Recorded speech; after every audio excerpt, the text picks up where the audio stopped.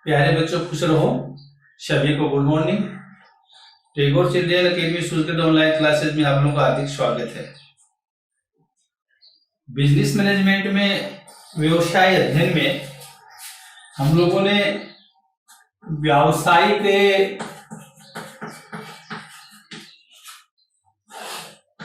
संगठन के स्वरूप, व्यवसायिक संगठन के स्वरूप, ये हम लोगों ने स्टार्ट किया था, जिसमें हम लोग एकल स्वामित्व व्यवसाय, एकाकी व्यापार, इसके बारे में हम लोग पढ़ चुके हैं। हिंदू अविभाजित परिवार, इसके बारे में हम लोग पढ़ चुके हैं। और साझेदारी, पार्टनरशिप या पार्टनरशिप बिजनेस, इसके बारे में हम लोग पढ़ रहे हैं। आज हम ये जो तीनों हैं, एकल स्वामित्व व्यवसाय, एकाकी जो व्यापार है, उसके बाद में हिंदू परिवार व्यवसाय है और साझेदारी व्यवसाय है, इनके बारे में हम लोग तुलनात्मक अध्ययन करेंगे। इनके बारे में हम लोग तुलनात्मक अध्ययन करेंगे। सबसे पहले है एकाकी व्यापार, एकाकी व्यापार यानी व्यवसायिक संगठन के ये जो स्वरूप है, इसमें पहला एकाकी व्यापार आता है व्यावसायिक संगठन के स्वरूप। इसमें तीन जो है पहला है एकाकी व्यापार,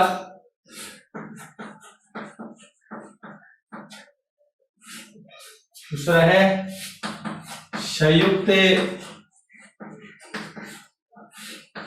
हिंदू परिवार व्यवसाय,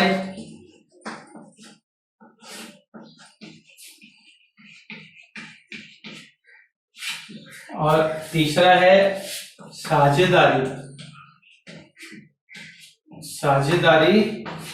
व्यवसाय। साझेदारी व्यवसाय, इन तीनों के बारे में हम लोग तुलनात्मक अध्ययन करेंगे। एकल स्वामित्व व्यवसाय के बारे में मैंने आपको बताया था कि एकल स्वामित्व व्यवसाय व्यवसायिक संगठन का वह स्वरूप है। एकल स्वामित्व व्यवसाय व्यवसायिक संगठन का वह प्राचीनतम स्वरूप है, जिसका प्रबंध संचालन नियंत्रण एक ही व्यक्ति के द्वारा किया जाता है। जिसका प्रबंध संचालन नियंत्रण एक ही व्यक्ति के द्वारा किया जाता है। अर्थात हम यूं कह सकते हैं कि एकल स्वामित्व व्यवसाय में पूंजी लगाने वाला भी एक ही व्यक्ति है, प्रबंध भी वही करता है, संचालन भी वही करता है, लाभ भी उसी का है, हानि भी उसी का ही। सभी प्रकार की जो बातें होती है वो एक ही व्यक्ति तक सीमित होती है। तो प्रबंध संचालन नियंत्रण एक ही व्यक्ति के द्वारा किया जाता है। दूसरा था संयुक्त हिंदू परिवार व्यवसाय, जो है यह हिंदू अविभाजित परिवार जिसको बोला जाता है। संयुक्त हिंदू परिवार व्यवसाय जो होता है, संयुक्त आप जानते हो परिवार दो प्रकार के होते हैं। एकल स्वामित्व व्यवसाय के बाद में संयुक्त हिंदू परिवार व्यवसाय हम जो पढ़ रहे हैं, इसमें परिवार की अगर हम लोग बातें करते हैं, यहाँ पे परिवार के ऊपर आते हैं तो एक संयुक्त हिंदू परिवार व्यवसाय है, दूसरा आता है एकल परिवार। दो प्रकार के। संयुक्त परिवार बड़ा होता है, एकल परिवार छोटा होता है। संयुक्त परिवार वो होता है इसमें दादा दादी, ताऊ ताई जी, चाचा चाची, भाई भाभी जी, छोटू मोटू सभी जो रहते हैं। एक बड़ा जो परिवार होता है वो संयुक्त परिवार होता है, सभी लोग जो मिलजुल करके रहते हैं परिवार के, वो संयुक्त परिवार होता है। एकल परिवार वो होता है जिसके अंतर्गत पति पत्नी और उसके बच्चे रहते हो। एकल परिवार वो होता है जिसमें पति पत्नी और बच्चे रहते हो। तो इसलिए संयुक्त हिंदू परिवार व्यवसाय की जहां तक प्रश्न है, आज संयुक्त परिवार जो होते हैं वो धीरे धीरे एकल परिवार बनते जा रहे हैं। संयुक्त परिवारों का विभाजन हो रहा है एकल परिवारों में। इस प्रकार से हिंदू परिवार व्यवसाय जो होता है या संयुक्त हिंदू परिवार व्यवसाय होता है, जॉइंट फैमिली जो बिजनेस होता है, ये भी ढलान की ओर है, क्योंकि आजकल संयुक्त परिवार बहुत ही कम रहते हैं। अब संयुक्त हिंदू परिवार व्यवसाय क्या होता है, इसमें प्रबंध संचालन नियंत्रण एक व्यक्ति के द्वारा, हम लोगों ने देखा इसमें प्रबंध संचालन नियंत्रण जो होता है वो एक हिंदू परिवार के द्वारा ही होता है, एक हिंदू परिवार के द्वारा ही होता है। कम से कम इसमें 2 सदस्य होने चाहिए, पैतृक संपत्ति इसके अंदर विरासत में होनी चाहिए। हिंदू उत्तराधिकार अधिनियम 1956 इस पे लागू होता है। हिंदू उत्तराधिकार अधिनियम 1956 इसके ऊपर लागू होता है। परिवार को चलाने वाला जो परिवार का सबसे बड़ा जो व्यक्ति होता है कर्ता होता है, मुखिया होता है, उसको कर्ता बोलते हैं। इसका दायित्व असीमित होता है और सभी जो कार्य होते हैं नियंत्रण संचालन निर्णय जो होता है वो कर्ता के द्वारा ही किया जाता है। तो ये एकाकी व्यापार है, ये संयुक्त हिंदू परिवार व्यवसाय है। उसके बाद में आता साझेदारी व्यवसाय।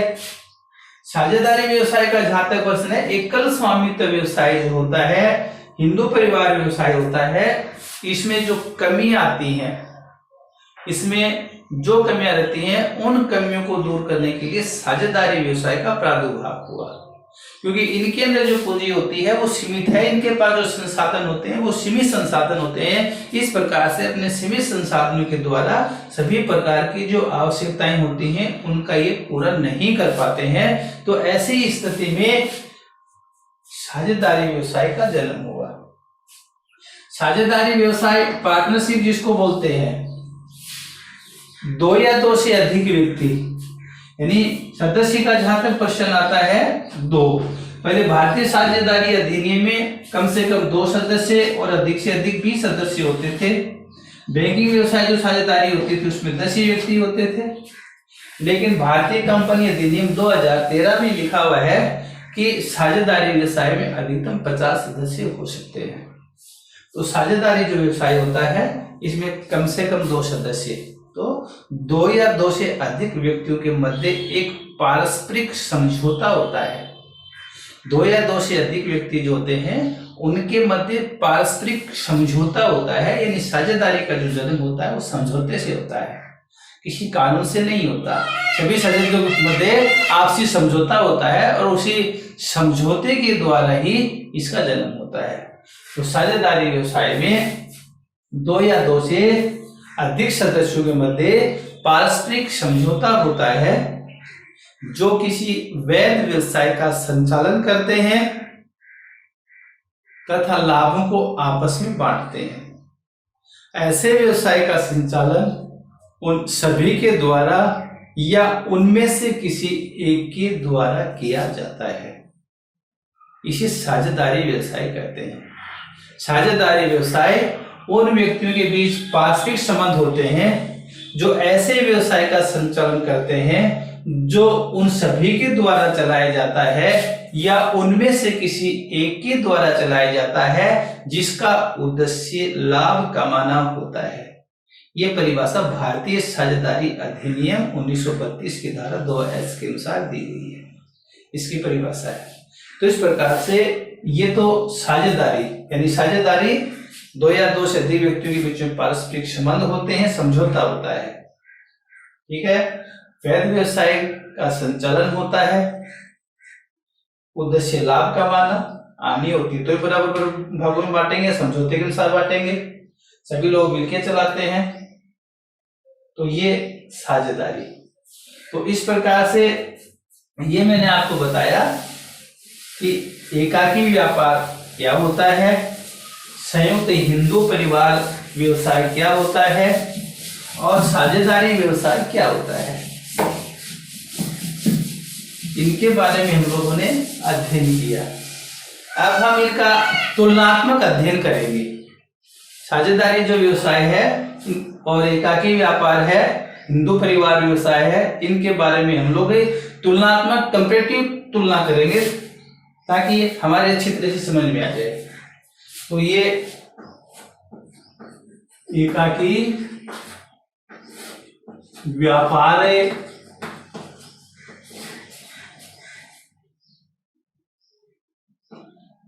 वह संयुक्त हिंदू परिवार व्यवसाय व साझेदारी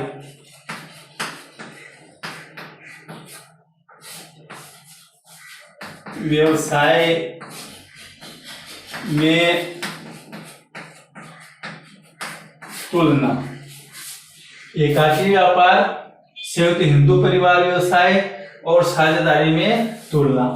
तो सबसे पहले है एकल स्वामित्व व्यवसाय। एकल स्वामित्व व्यवसाय, फिर बाद में है संयुक्त हिंदू परिवार व्यवसाय।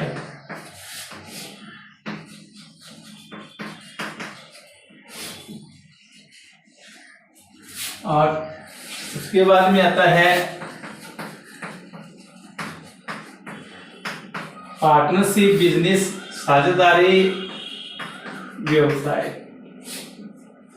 ये है एकल स्वामित्व व्यवसाय, संयुक्त हिंदू परिवार, साझेदारी व्यवसाय, ये है। सबसे पहले अंतर के आधार में देखते हैं इसमें। सबसे पहले एक नंबर पे अगर देखते हैं इनमें, वो है निर्माण या स्थापना।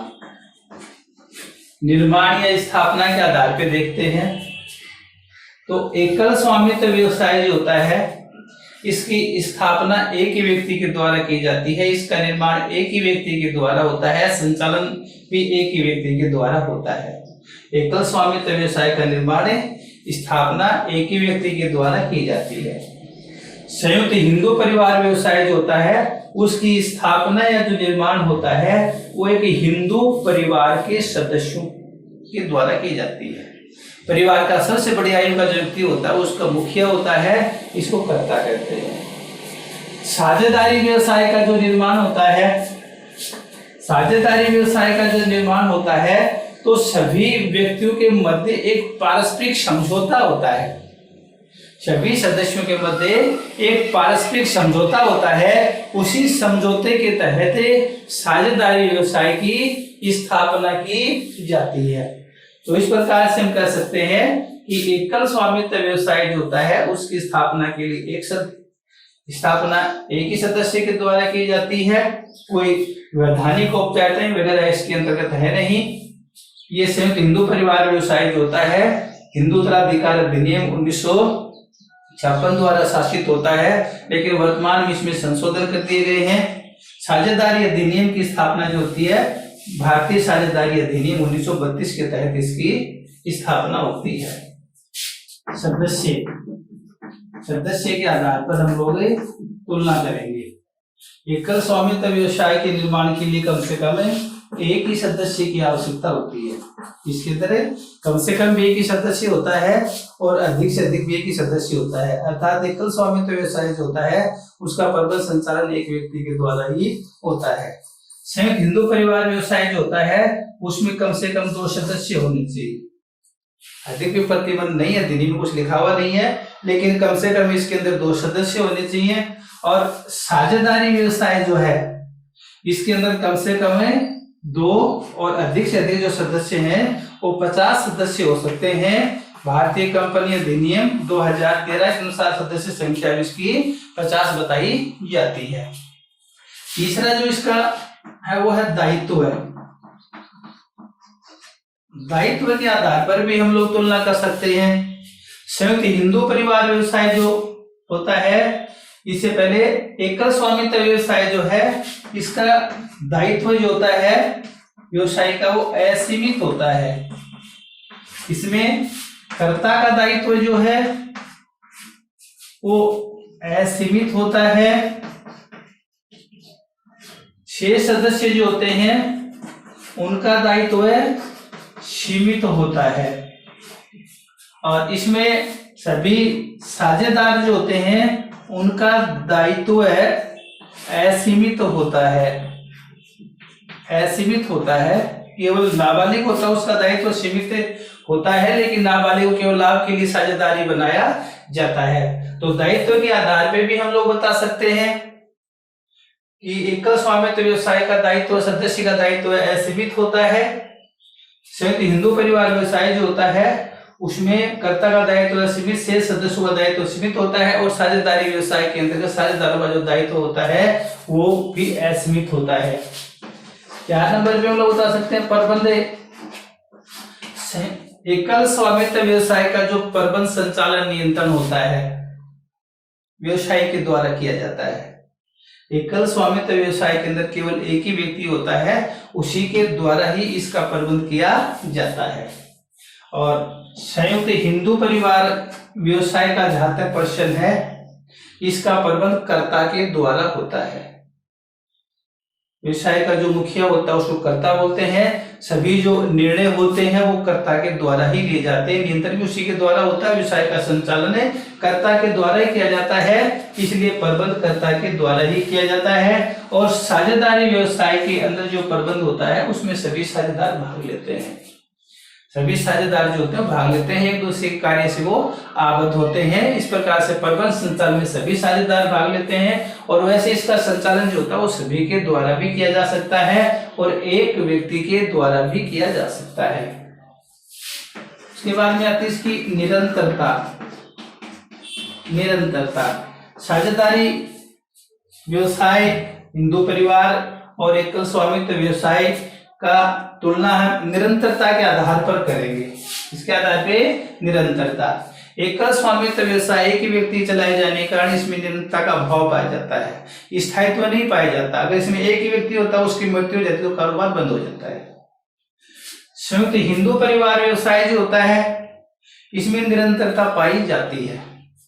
अगर कर्ता की मृत्यु हो गई, मुखिया की मृत्यु भी हो जाती है, तो परिवार में सबसे बड़ी आयु का जो व्यक्ति होता है वो उसका स्थान ग्रहण कर लेता है और व्यवसाय जो होता है वो लगातार चलता रहता है। साझेदारी व्यवसाय में भारतीय साझेदारी अधिनियम 1932 के तहत, साझेदारी व्यवसाय अधिनियम 1932 के तहत यह है किसी भी साझेदार का दिवालिया, मृत्यु या पागल हो जाने पे साझेदारी का विघटन हो जाता है, साझेदारी समाप्त हो जाती है। अगर साझेदार नए समझौते से अगर उसको आगे चलाना चाहते हैं तो चला सकते हैं, इसमें लिखा हुआ है। उसके बाद में है सब पूंजी। साझेदारी व्यवसाय में जो पूंजी लगाई जाती है वो एक ही व्यक्ति के द्वारा लगाई जाती है। इस प्रकार से सीमित पूंजी होती है। संयुक्त हिंदू परिवार व्यवसाय जो होता है इसमें पैतृक संपत्ति होती है, विरासत में मिली हुई संपत्ति होती है, उसके द्वारा व्यवसाय चलता है। और साझेदारी व्यवसाय में सभी साझेदार जो होते हैं उनके द्वारा ही पूंजी लगाई जाती है। लाभ भी सभी का होता है, इसमें हानि भी सभी की होती है। इसके बाद में गोपनीयता। गोपनीयता भी हम लोग दे सकते हैं। एकल स्वामित्व व्यवसाय में पूर्ण गोपनीयता पाई जाती है। एकल स्वामित्व व्यवसाय जो होता है उसमें पूर्ण गोपनीयता पाई जाती है। संयुक्त हिंदू परिवार व्यवसाय में भी गोपनीयता होती है, हिंदू परिवार के व्यवसाय तक, और उसमें साझेदारों तक गोपनीयता होती है। 8वें नंबर पे हम लोग देखते हैं नियंत्रण। संयुक्त हिंदू परिवार व्यवसाय जो होता है उसमें व्यवसाय के द्वारा नियंत्रण किया जाता है, जबकि संयुक्त हिंदू परिवार व्यवसाय जो होता है वो कर्ता के द्वारा नियंत्रण होता है। और साझेदारी व्यवसाय में सभी साझेदार होते हैं उनके द्वारा नियंत्रण किया जा सकता है। उसके बाद में एक अधिनियम है। अधिनियम में एकल स्वामित्व व्यवसाय जो होता है इस पे किसी भी प्रकार का अधिनियम लागू नहीं होता। एकल स्वामित्व व्यवसाय जो है इस पे अधिनियम लागू नहीं होता है, जबकि संयुक्त हिंदू परिवार व्यवसाय जो है उस पे हिंदू उत्तराधिकार अधिनियम 1956 लागू होता है। 2004 में संशोधन किया गया और हाल ही में भी सर्वोच्च न्यायालय के द्वारा आदेश दिया गया है कि हिंदू परिवार जो होता है उसकी संपत्ति में लड़के और लड़की जो होते हैं उसमें समानता मानी जाएगी, लिंग के आधार पर संपत्ति में समानता होगी। और इसमें जो है भारतीय साझेदारी अधिनियम 1932 लागू होता है। तो इस प्रकार से आज हमने तीनों का तुलनात्मक अध्ययन किया। पहले इनके बारे में मैंने आपको विस्तार से बता दिया था, लेकिन आज सभी की मैंने आपको कंपैरेटिव तुलना करके बताई है, सभी समझ में आ गए होंगे। निर्माण स्थापना एक व्यक्ति के द्वारा की जाती है, इसमें हिंदू परिवार के सदस्य द्वारा होती है, सभी साझेदारों में समझौते के द्वारा होती है। सदस्य होते हैं, इसमें एक होता है, इसमें कम से कम 2 हो सकते हैं, इसमें कम से कम 2 सदस्य होने चाहिए। दायित्व है, एकल स्वामित्व व्यवसाय के व्यक्ति का दायित्व असीमित होता है, कर्ता का दायित्व असीमित होता है, बाकी सभी का सीमित होता है। साझेदारी व्यवसाय में असीमित दायित्व होता है। प्रबंध जो होता है व्यवसायी के द्वारा स्वयं किया जाता है, कर्ता के द्वारा किया जाता है, सभी साझेदारों के द्वारा किया जाता है। निरंतरता, एकल स्वामित्व व्यवसाय में निरंतरता नहीं पाई जाती, हिंदू परिवार में इनका पाई जाती है और इसमें भी नहीं पाई जाती।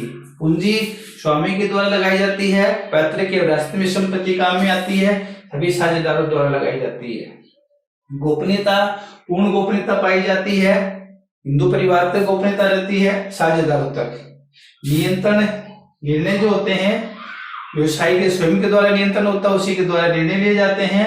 हिंदू परिवार में कर्ता के द्वारा नियंत्रण होता है, वही निर्णय लेता है। साझेदारी व्यवसाय में नियंत्रण साझेदारों के द्वारा होता है, सभी साझेदारी आपसी समझौते के द्वारा निर्णय लेते हैं। अधिनियम इस पे कोई है नहीं, कोई लागू नहीं होता। हिंदू उत्तराधिकार 1956 द्वारा शासित होते हैं और भारतीय साझेदारी अधिनियम 1932 के द्वारा शासित होते हैं।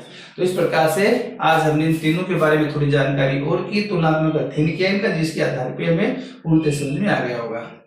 इसके बाद में साझेदारी का जो पोर्शन है उसको कल हम आगे बढ़ाएंगे। अगला जो अपना पोर्शन आएगा वो सभी साझेदारों के प्रकार हैं, साझेदारी संलेख हैं, सीमित साझेदारी है, इनके बारे में हम लोग और विस्तार से अध्ययन करेंगे। तब तक सभी बच्चों को धन्यवाद।